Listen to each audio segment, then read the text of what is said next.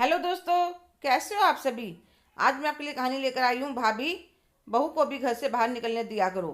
श्वेता जी के दो बेटे थे, संजय और अजय। दोनों ही बहुत संस्कारी, माँ के आज्ञाकारी। दोनों ने शादी भी अपनी मम्मी की पसंद की लड़कियों से करी थी।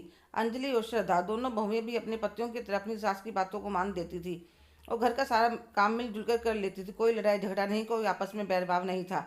बड़ी बहू के बेटा था और छोटी बहू के बिटिया।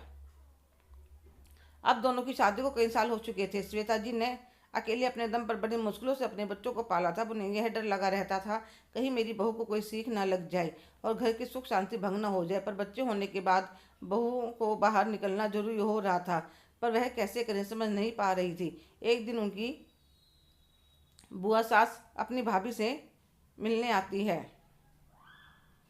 तो उनकी भाभी उनसे कहने लगती है, दीदी रुक जाइए, काफ़ी लंबे समय के बाद आई हो। तो उनकी अनुभवी आंखें 2 दिन में ही बहुओं की परेशानी समझ जाती हैं। वे अपनी भाभी से कहती हैं, भाभी बहू को थोड़ा बाहर, घर के बाहर का काम भी करने दिया करो। अगर वह बाहर नहीं निकलेंगी तो दुनियादारी और इंसान को परखना कैसे सीखेंगी। अब बच्चे बड़े हो रहे हैं, स्कूल के भी 10 काम होते हैं।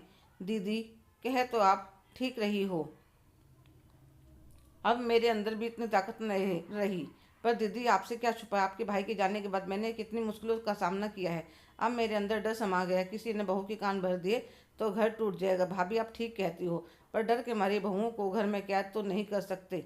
वह समझदार हैं, संस्कारी हैं, बाहर निकलेंगी तो लोगों के चेहरों के भावों से उन्हें पहचानना सीखेंगे। भगवान ना करे कल आपको कुछ हो गया तो सब उनकी सरलता का फायदा उठाकर सब कुछ बर्बाद कर देंगे, क्योंकि दीदी वे पहचान नहीं पाएंगे कौन अपन है, कौन पराया, कौन अच्छा कौन बुरा।